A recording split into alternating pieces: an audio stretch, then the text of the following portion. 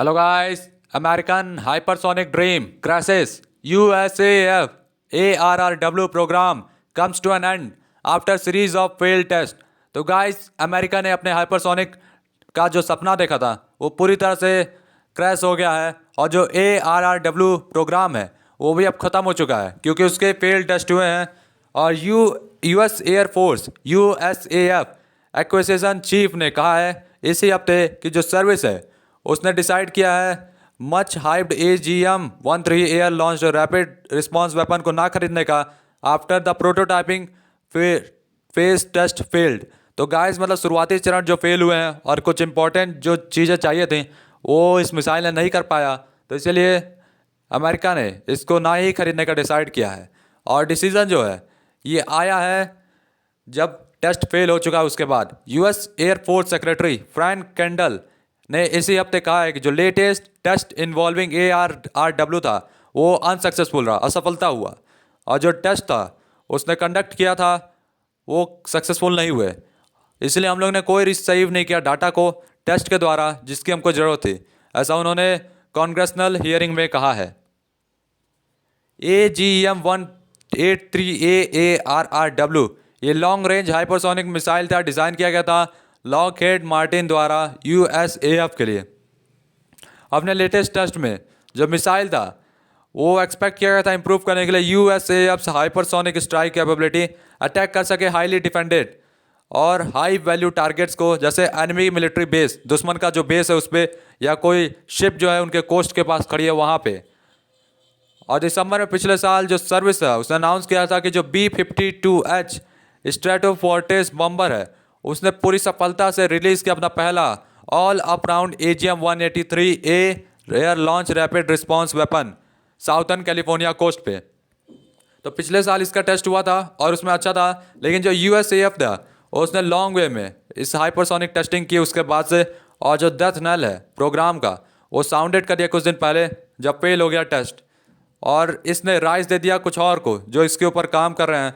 अब वो फोकस करेंगे हाइपरसोनिक अटैक क्रूज मिसाइल्स पे, HSCM पे, और अदर हाइपरसोनिक प्रोग्राम्स पे USAF की किटी में। तो भाई ये B-52H बम्बर है जो कि AGM-183 प्रोटोटाइप को ले जा रहा है। और जो हियरिंग है इसने टच नहीं किया स्क्रैपिंग ARRW को, लेकिन जो एयरफोर्स स्पोकर्समैन ने कहा है कि हम लोग फिनिश करेंगे ARRW की टेस्टिंग को और हम लोग जा रहे हैं प्रोक्यूरमेंट करने डिसीजन के ऊपर, नया डिसीजन लेंगे, लेकिन अभी में हम लोग कोई भी मनी नहीं प्लान किया है 5 ईयर बजट में ARRW के लिए। तो ARRW पे अब हम लोग कोई पैसा नहीं लगाएंगे 5 साल के लिए। और रिटर्न टेस्टिमोनी ने जो प्रोवाइड किया गया हाउस आर्म्ड सर्विस सबकमेटी को, उसमें एयरफोर्स असिस्टेंट सेक्रेटरी ने एंड्रयू हंटर ने कहा है कि जो सर्विस है वो अभी करंटली में कोई भी गोल नहीं परस्यू करेगी फॉलो ऑन परचेस के लिए ARRW से, और उसके जो 2 टेस्ट और बचे हैं उसके लिए भी। और जो एयरफोर्स ने अभी भी कोई इंटेंट नहीं किया है प्रोक्यूरमेंट के लिए ARRW के लिए। और जो प्रोटोटाइप टेस्ट प्रोग्राम जो कंक्लूड किया गया था उसमें इनहेरेंट बेनिफिट, ज़्यादा बेनिफिट नहीं मिला है उस इनिशियल टेस्ट से, ऐसा उन्होंने कहा है। और जो डाटा जो हम लोग को मिला है वो अभी एनफ नहीं है, इसलिए जो इनहेरेंट बेनिफिट होगा कंप्लीट करने के लिए all up round AUR test flight को, जो कि गेमर होगा लर्निंग के लिए और टेस्ट डाटा के लिए, वो हेल्प करेगा इन्फॉर्म करने में फ्यूचर हाइपरसोनिक प्रोग्राम्स को जो कि पोटेंशियली लीव कर देंगे कैपेबिलिटी सपोर्ट को पीछे। तो गाइस मतलब जो भी गलतियाँ हुई हैं उनसे इन्होंने सीखा है, कुछ ना कुछ इंपॉर्टेंट चीज़ें उन्होंने नोट की है, और आने वाले समय में इन लोगों के हाइपरसोनिक मिसाइल्स और ख़तरनाक बनेंगी सीधा सीधा। अनदर टेकअवे जो है हियरिंग के द्वारा ये है कि जो हंटर का अनाउंसमेंट है ARRW फंडिंग के लिए, उसके बारे में उन्होंने इन्फॉर्म किया है जो कमेटी है एयरफोर्स ने रिक्वेस्ट किया रिसर्च और डेवलपमेंट टेस्ट और एवोल्यूशन फंडिंग के लिए 150.3 मिलियन का फिजिकल ईयर 2024 के लिए फिनिश करने के लिए ARRW प्रोग्राम को। तो इन लोगों को 2024 तक इस प्रोग्राम को ख़त्म करना है, इसलिए इन्होंने फंडिंग करवाने के लिए रिक्वेस्ट की है 150.3 मिलियन की। और जो ARRW प्रोग्राम स्क्रैपिंग है ये बुरी न्यूज़ है मैन्युफैक्चरर लॉकहीड मार्टिन के लिए, लेकिन ये दूसरों के लिए मौका है। तो जैसे रेथियान टेक्नोलॉजी जो कि करंटली वर्क कर रही है HAWC पे, वो रीजॉइस कर सकती है टेंशन शिफ्ट के लिए अपने इस प्रोग्राम पे, जिसमें ARRW जो बाहर हो चुका है रेस से। तो AGM-183 ने एयर लॉन्च किया रैपिड रिस्पांस वेपन। तो भाई ये वेपन तो भाई कमाल का ही है, और अब सारी आइज़ HACM पे हैं। जो डेवलपमेंट है हाइपरसोनिक वेपन का, ये बहुत बड़ी प्रायोरिटी है यूएस के लिए, क्योंकि चाइना और रसिया के पास ये मिसाइल्स पहले से हैं। और बीजिंग और मॉस्को ये ऐसी कंट्रीज़ हैं केवल जिनके पास ऑपरेशनल हाइपरसोनिक वेपन्स हैं, और यूएस अभी इसके ऊपर काम कर रहा है। Hypersonic attack cruise missiles HACM programme जो है, इसका लक्ष्य है क्रिएट करना स्मॉलर, छोटी कम महंगी क्रूज मिसाइल्स जो कि बेस्ड होंगी एयर ब्रेथिंग प्रोपल्सन पे टेक्नोलॉजी पे। और अनदर प्रोजेक्ट है इन लोगों का, और USAF एक्सप्लोर करी है साथ में ARRW को, बोइंग और रेथियन को, लॉकहीड मार्टिन्स के राइवल्स HACM प्रोग्राम से। तो मतलब जो दूसरे कॉन्ट्रैक्टर हैं भाई, उनका ये प्रोग्राम HACM। और जो हाउस अप्रोप्रिएशन कमेटी है 28 मार्च को US air force secretary Frank candle ने कहा है कि हम लोग कमिट कर लिए हैं HACM को इस पॉइंट पे कि हम लोग then we are to ARRW। तो ARRW को मौका दिया गया, अब HACM को मौका दिया जाएगा।